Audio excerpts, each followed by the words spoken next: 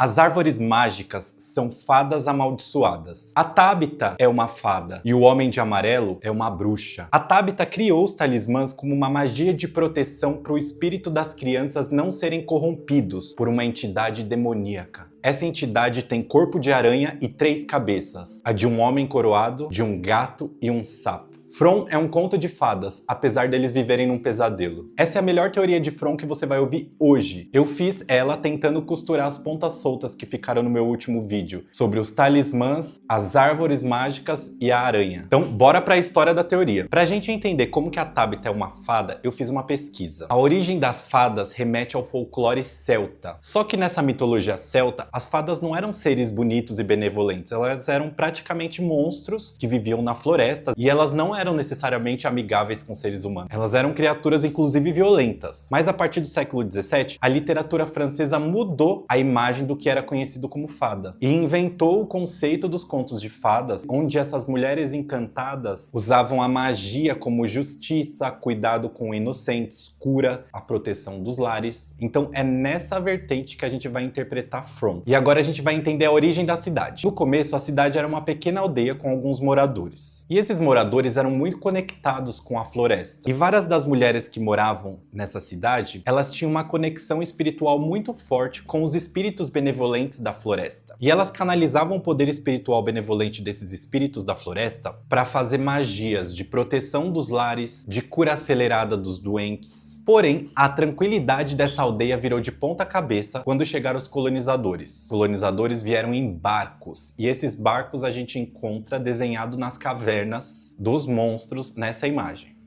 Eles se instalaram na cidade e fizeram uma casa colonial, onde existia um barão de terra que era o líder. Esse barão tinha um filho, e o filho dele era a primeira encarnação do Jade. Por isso o Jade conhecia o porão da Casa Colônia tão bem e sabia que existia aqueles túneis. Só que o Jade se apaixonou pela primeira encarnação da Tabita, e eles tiveram um filho. E o Barão de Terra era um cara ambicioso, ele não queria morrer, ele queria preservar os bens materiais dele e a identidade dele para sempre. Uma das mulheres mágicas da aldeia era uma mulher ambiciosa, e ela não se contentava só em fazer magia de proteção. Ela descobriu que se ela fizesse pactos com entidades mais poderosas do submundo, ela conseguiria extrair um poder muito supremo, por exemplo, a imortalidade. Só que esse tipo de magia funciona na lógica de pacto de sacrifício de sangue, principalmente de inocentes. E no caso, crianças. E onde tinha muitas crianças na cidade era na Casa Colônia. Então ela fez uma proposta pro Barão de Terras e falou pra ele que ela conseguiria a vida eterna.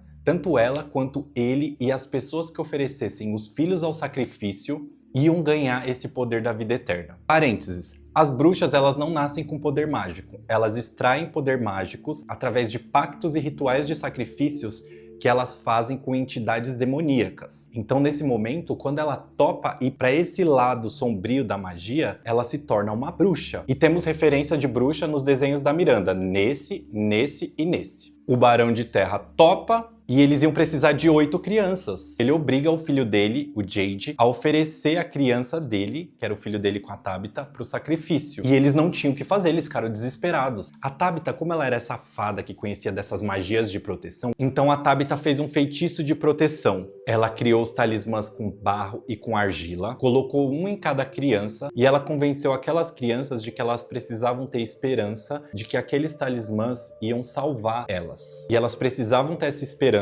para que esse selo mágico que a Tabita fez funcionasse. Só que a bruxa que estava liderando o pacto percebeu que a Tabita tinha feito essa magia de proteção dos talismãs. Então ela tirou os talismãs das crianças, escondeu na caverna, que a gente vê o Boyd achando. O Jade e a Tabita de última hora conseguiram fugir com o filho deles na hora que o ritual tinha sido iniciado. E depois os moradores encontraram eles e mataram eles, inclusive a criança. Por o ritual ter sido iniciado, e todo ritual que envolve um pacto com alguma entidade demoníaca, você precisa dar o seu pagamento. Se você não dá o seu pagamento, você é condenado e o feitiço volta contra você em forma de maldição. Parênteses, essa entidade é sugerida num desenho que aparece nas cavernas. E uma coisa que eu descobri na minha pesquisa tem uma entidade do ocultismo que chama Baal. O Baal é um tipo de demônio que ele tem corpo de aranha, cabeça de homem coroado, com outra cabeça de gato e sapo, o que nos remeteria à aranha que aparece tanto indicada em From lá na primeira temporada e em alguns outros momentos. Voltando, o pagamento não foi completado, essa entidade jogou uma maldição na cidade, isolando essa cidade e prendendo os moradores, o barão, o Jade, a Tabitha, as crianças. Ele prendeu todo mundo na cidade e condenou os moradores a virarem monstros ocos. A bruxa foi obrigada a comer fígado para sobreviver e o Jade e a Tabitha foram condenados a reencarnarem até eles trazerem uma criança para completar o pagamento. E as outras mulheres mágicas, fadas da cidade, foram transformadas nas árvores mágicas. E elas estão em sofrimento, por isso que a floresta é o Lago das Lágrimas. A árvore das garrafas é a única árvore que não é uma fada. Ela cresceu em volta da esperança que as crianças depositaram na magia de proteção da Tabitha. Acredito que em algum momento a Tabitha vai lembrar dessa conexão mágica que ela tinha com a floresta e ela vai desenvolver uma forma de quebrar aquele pacto e essa dívida que ela tem com essa entidade. Essa quebra de pacto envolve esperança e sacrifício novamente para salvar essas crianças sem precisar entregar o Ethan, que é o filho dela. Esse ritual provavelmente vai ser feito num solo sagrado, que é na capela, e o Boyd provavelmente vai ser uma das figuras desse sacrifício, e o espírito dele, quando morrer, vai ser o barqueiro que resgata a alma de todas as pessoas que morreram em From em direção à passagem e à transição para outra vida. Seria a finalização. Complementos da teoria. Quais espíritos que tem na floresta que poderiam ser as criaturas mágicas que as fadas usavam para tirar o poder de proteção delas? Por exemplo, o cachorro. O cachorro tem uma pegada de guia espiritual. É um dos espíritos que aparece na floresta para ajudar o Boyd a achar os talismãs, por exemplo.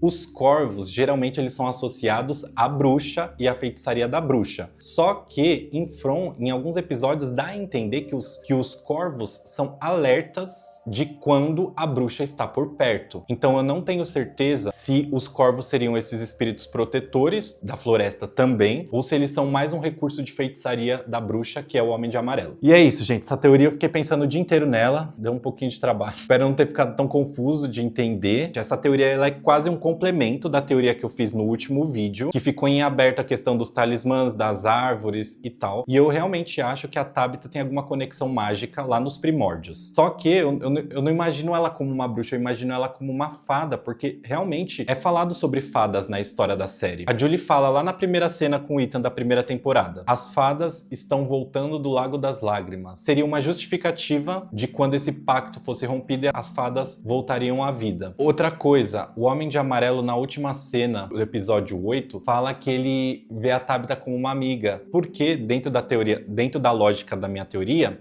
o Homem de Amarelo, que é essa bruxa, e a Tabitha eram amigas nessa aldeia primordial que era From. Depois ela se corrompeu e virou essa bruxa, mas naquele primórdio elas eram parceiras e companheiras. E é isso, gente. Espero que vocês tenham gostado. Eu sou o Thiago Panini. Se você gostou, deixa aqui o seu comentário, o que você achou. Se inscreve no canal para acompanhar mais conteúdos de teorias malucas e mirabolantes que eu fico aqui pensando. Até a próxima!